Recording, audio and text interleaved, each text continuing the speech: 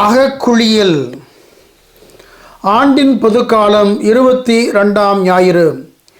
இறைமகன் இயேசு கிறிஸ்துவில் அன்புக்குரிய சகோதர சகோதரிகளே, அகக்குளியல்.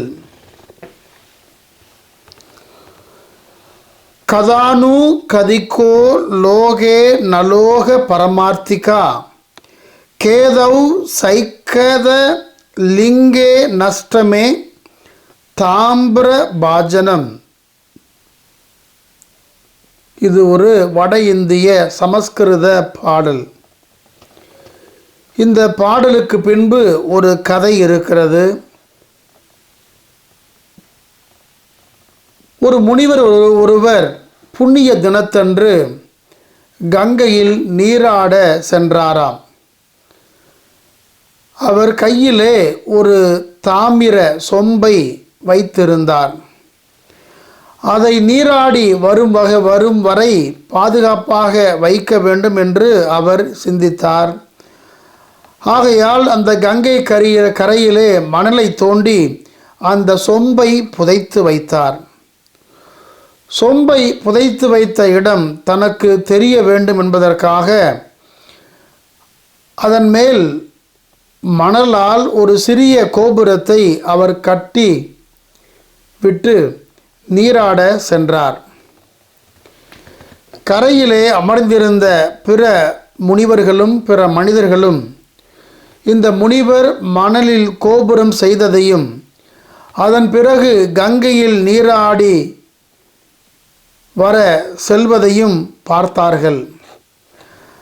அவர்கள் இந்த முனிவரே இப்படி செய்யும்போது இது நிச்சயமாக ஒரு சம்பிரதாயமாக சடங்காக இருக்கும் என்று அவர்கள் நினைத்தார்கள். ஆகையால் அவர் நீராடி கொண்டிருக்கிற போதே மற்றவர்களும் அதே போன்று தங்களிடம் உள்ள சொம்புகளை புதைத்து வைத்து அதன் மேல் அடையாளம் தெரிவதற்காக கோபுரத்தை மணலால் கட்டிவிட்டு அவர்களும் நீராட சென்றார்கள். முதலில் கோபுரம் கட்டிய அந்த முனிவர் நீராடிவிட்டு கரைக்கு வந்தார். பார்த்தார், நாலா பக்கமும் நூற்றுக்கணக்கான கோபுரங்கள், மணல் கோபுரங்கள் இருப்பதை பார்த்தார். முனிவர் தாம் வைத்த அந்த சொம்புக்கு அடையாளமாக வைத்த கட்டிய கோபுரம் எது என்பது தெரியாமல் திக்குமுக்காடினார், திகைத்தார். சொம்பை தேடி கோபுரங்களை அவர் அங்கிருந்த நூற்றுக்கணக்கான கோபுரங்களையும் கலைத்த போது அந்த முனிவர் மீது அவர்கள் கோபம் கொண்டார்கள், அவரை திட்டினார்கள். அந்த முனிவர், அந்த அந்தணர் தமது சொம்பை கண்டுபிடிக்க முடியாமல் வருத்தத்தோடு மீண்டும் தவம் செய்ய காட்டிற்கு திரும்பினார். இந்த கதையைத்தான் இந்த 2 வரிகள் சொல்லுகின்றன. கதானு கதிகோ லோகே நலோக பரமார்த்திகா கேதௌ சைக்கத லிங்கேனே நஷ்டமே தாம்பிர பாஜனம். அன்புக்குரிய சகோதர சகோதரிகளே, கண்மூடித்தனமான சடங்குகளும் சம்பிரதாயங்களும் ஆச்சாரங்களும் இப்படித்தான் சமயங்களை அத்துமீறி ஆக்கிரமித்திருக்கின்றன. ஏன் எதற்கு என்று கேட்காமலே, அதற்கான விடையை தெரியாமலே அவை சமயத்தோடு சங்கமித்து விட்டன. அன்புக்குரிய சகோதர சகோதரிகளே, இன்றைய நற்செய்தி நமக்கு மிகப்பெரிய பாடத்தை கற்பிக்கிறது. மார்க்கு நற்செய்தியாளர் இந்த கை கழுவி உணவு உண்ணுகின்ற அந்த சம்பிரதாயத்தை அடிப்படையாக கொண்டு இயேசுவினுடைய அணுகுமுறையை மிக அழகாக பாங்குடன் எடுத்து ஏம்புகின்றார். ஆண்டவர் இயேசுவும் அவ்வளவு அறச்சினத்தோடு அவர் நல்ல போதனையை அங்கே போதிக்கின்றார். வெளியே இருந்து மனிதருக்குள்ளே சென்று அவர்களை தீட்டுப்படுத்தக்கூடியது ஒன்றுமில்லை, மனிதருக்குள்ளே இருந்து வெளியே வருபவை அவர்களை தீட்டுப்படுத்தும் என்று சொல்லி உள்ளத்திலும் புறத்திலும் உள்ள செயல்பாட்டை அவர் மிக கடுமையாக எதிர்கொள்ளுகின்றார். அன்புக்குரிய சகோதர சகோதரிகளே, அகக்குளியல் உடல் குளியல் அல்ல, மாறாக அகக்குளியல், உள்ளத்து குளியல் இன்றைய மனிதருக்கு தேவை என்பதை ஆண்டவர் சொல்லுகின்றார். ஆகையால் தான் உள்ளத்திலிருந்து வந்து மனிதரை தீட்டுப்படுத்துகின்ற ஒவ்வொன்றையும் ஒவ்வொரு மனிதரும் களைய வேண்டும், உள்ளத்தை கழுவ வேண்டும், மனத்தை கழுவ வேண்டும், அகத்தை சுத்தம் செய்ய வேண்டும் என்று ஆண்டவர் அந்த போதனையின் உச்சமாக நமக்கு கற்பிக்கின்றார். அன்புக்குரிய சகோதர சகோதரிகளே, பரிசேயர் யார்? மறைநூல் அறிஞர் யார்? இதனை நாம் தெரிந்து கொள்வது மிக மிக அவசியம். பரிசேயர் என்ற சொல்லுக்கு அர்த்தம் பிரிந்து இருப்பவர்கள். மக்கபேயர் காலத்திலே இவர்கள் தோன்றுகின்றார்கள். கிமு 135 கிறிஸ்து பிறப்பதற்கு முன்பு 135 கசிதீம் என்ற ஒரு சமய பற்றுக்குழு தோன்றுகிறது. கசிதீம் என்ற இந்த சமய பற்றுக்குழு அசுமோனிய பரம்பரையின் கீழ் யூத சட்டங்களை கடைபிடிக்காமல் சீர்கெட்ட வாழ்க்கை முறைகளையும் கிரேக்க கலாச்சாரத்தையும் கடைபிடித்து வாழ்ந்த மக்களை எதிர்த்து செயல்பட்ட கூட்டம்தான் இந்த கூட்டம். யூத சமுதாயத்திலிருந்து இவர்கள் அந்நியப்பட்டு பிரிந்து நின்று எதிர்த்தார்கள்.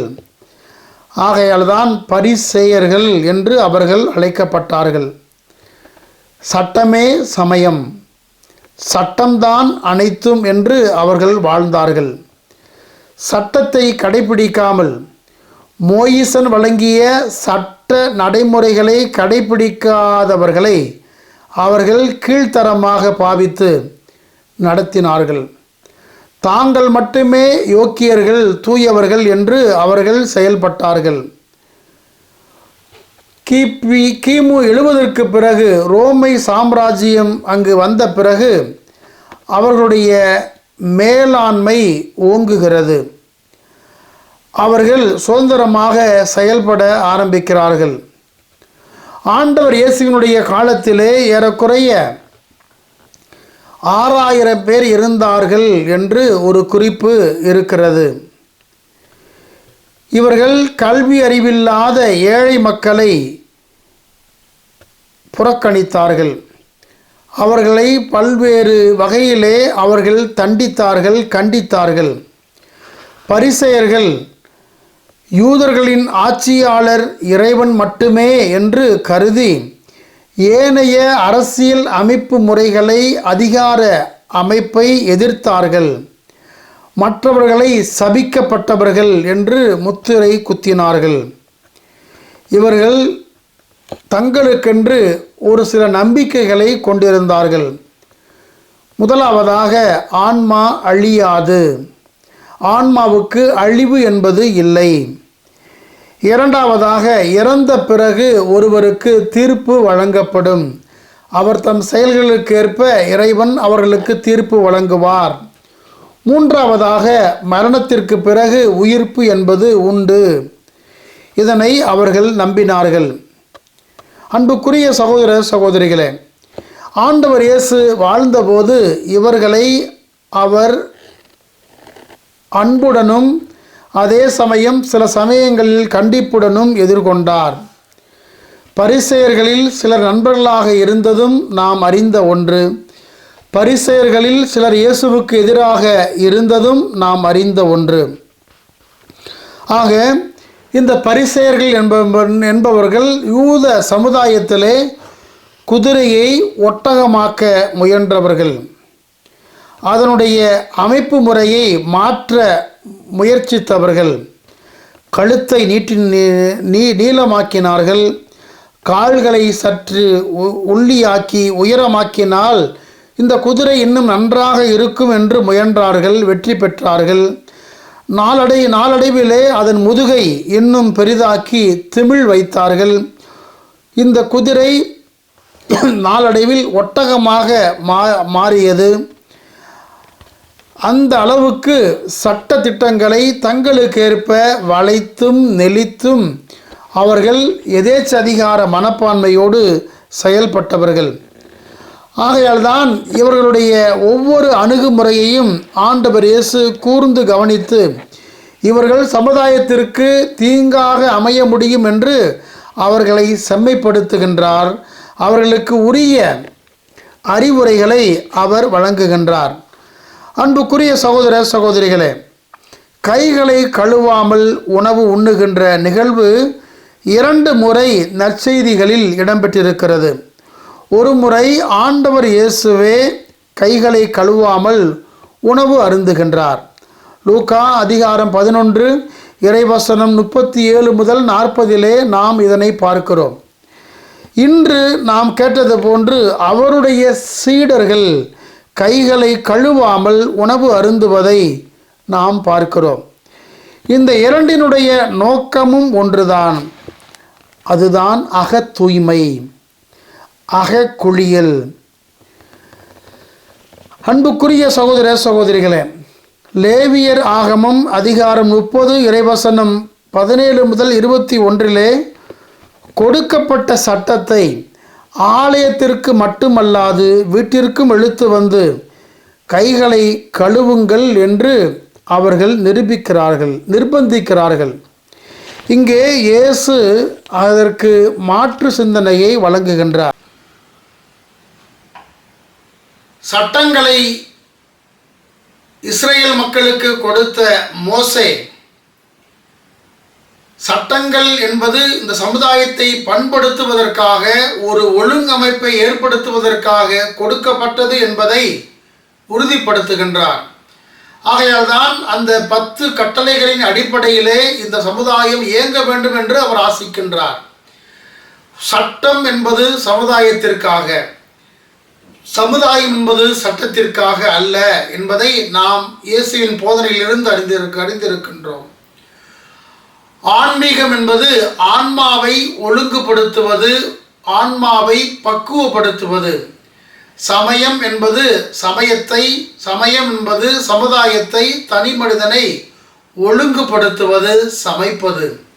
ஆக அன்புக்குரிய சகோதர சகோதரிகளே, ஆகையால் தான் ஆண்டவர் இயேசு மிக அழகாக சட்டம் என்பது என்ன, இதனை எப்படி நாம் செயல்படுத்த வேண்டும் என்பதை இன்றைய நற்செய்தி வழியாக எடுத்து எம்புகின்றார். சட்டத்தை அன்பு செய்கிறோம் என்றால் அங்கே அன்புதான் சட்டமாக இருக்க வேண்டும். ஆகையால் தான் ஆண்டவர் இயேசு எல்லா கட்டளைகளையும் அவர் ஒழுங்குபடுத்தி, முதலாவதாக கடவுளை நேசி, இரண்டாவதாக தன்னைத்தான் நேசிப்பது போல, அன்பு செய்வது போல பிறரையும் நேசி என்று அந்த சட்டத்தை அவர் தெளிவுபடுத்துகின்றார். அன்பின் அடிப்படையில் தான் சட்டம் இருக்க வேண்டும். அது அன்புக்கு புறம்பாக ஒருபோதும் இருக்கக்கூடாது.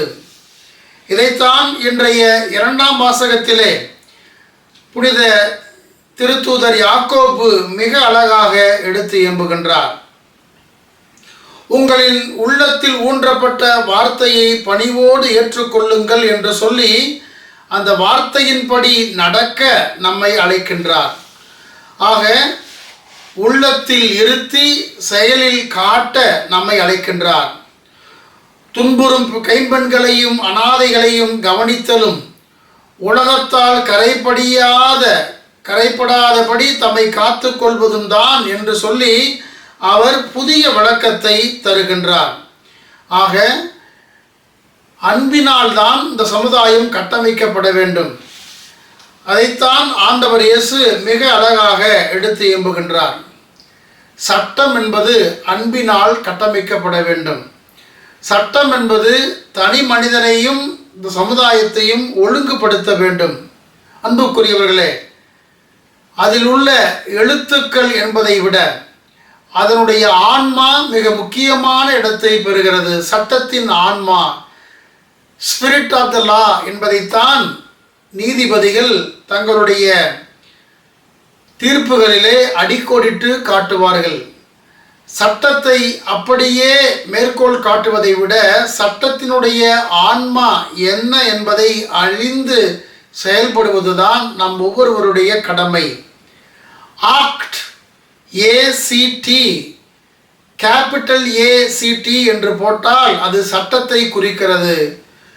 அதே செயல்படு என்பதற்கு ஏசிடி என்று சிறிய எழுத்திலே எழுதுகின்ற பொழுது அது செயல்படுவதற்கான சொல்லாடலாகவும் பயன்படுகிறது. சட்டத்திற்கும் ஒரே வார்த்தை தான், செயல்படுவதற்கும் கடைப்பிடிப்பதற்கும் ஒரே வார்த்தை தான். ஆக அன்புக்குரிய சகோதர சகோதரிகளே, இந்த ஆண்டவர் இயேசு இதைத்தான் இங்கே எடுத்து எம்புகின்றார். நாம் உள்ளத்திலே களவு, கொலை, விபச்சாரம், பேராசை, தீச்செயல், வஞ்சகம், காமவெறி, பொறாமை, பழிப்புரை, செருக்கு, மதிகேடு, பரத்தமை என்று பல்வேறு தீமைகளை உள்ளத்தில் வைத்துக்கொண்டு கைகளை மட்டும் கழுவுவதால் அது சடங்காக இருக்காது. உள்ளத்தை கழுவ வேண்டும். நாம் உடலுக்கு குளிப்பதை விட உள்ளத்திற்கு குளிக்க வேண்டும் என்றுதான் ஆண்டவர் இயேசு அழைக்கின்றார். ஆகையால் தான் இன்றைய திருப்பாடல், பதிலுரை பாடல் மிக அழகாக, உமது கூடாரத்தில் தங்கிட தகுதி உள்ளவர் யார் என்று சொல்லிவிட்டு அது பல்வேறு வரைமுறைகளை மிக தெளிவாக எடுத்து எம்புகிறது. ஒழுக்கம் நிறைந்த வாழ்க்கைதான் ஒரு மனிதனை ஆண்டவரின் கூடாரத்திற்குள் கொண்டு போய் சேர்க்கும் என்பதை அந்த திருப்பாடல், பதிலுரை பாடல் 15 மிக அழகாக எடுத்து எம்புகிறது. ஆக அன்புக்குரிய சகோதர சகோதரிகளே, உள்ளத்தை நாம் தூய்மைப்படுத்துவோம். உள்ளத்தை ஆண்டவருக்கு உகந்த விதத்திலே நம் எண்ணங்களை நாம் மேன்மைப்படுத்துவோம். ஆகையால் தான் மறைந்த குடியரசுத் தலைவர் டாக்டர் அப்துல் கலாம் சொல்லுகின்ற அந்த மேற்கோள் நமக்கு பொருந்தும். மனதிலே நல்லொழுக்கம் இருந்தால் நடத்தையில் அழகு மிளிரும். நடத்தையில் அழகு இருந்தால் குடும்பத்தில் சாந்தி, அமைதி நிலவும். குடும்பத்தில் சாந்தி இருந்தால் நாட்டில் சீர்முறை உயரும். நாட்டில் சீர்முறை இருந்தால் உலகில் அமைதி நிலைக்கும். எவ்வளவு ஆத்மார்த்தமான வார்த்தைகள்! ஆகையால் தான் ஆண்டவர் இயேசு ஒவ்வொரு தனி மனிதனையும் நெறிப்படுத்த அழைக்கின்றார், நெறிப்படுத்துகின்றார். ஆகையால் தான் அவர்களை ஆண்டவர் இயேசு திட்டவில்லை, மாறாக அவர்களுக்கு பாடம் கற்பிக்கின்றார். இந்த பாடத்தை நாமும் கற்றுக்கொண்டு ஆண்டவருக்கு உகந்த இறை மக்களாக, ஆண்டவருக்கு உகந்த மக்களாக வாழ முற்படுவோம். சட்டத்தை கடைபிடிப்போம். சட்டத்தின்படி நாம் வாழ்வோம். உள்ளத்தை தூய்மைப்படுத்துவோம். உள்ளத்திற்கேற்ப நாம் நம்முடைய வாழ்க்கையை ஒழுங்குபடுத்துவோம். இறைவன் உங்களையும் உங்கள் குடும்பங்களையும் நிறைவாக ஆசீர்வதிப்பாராக.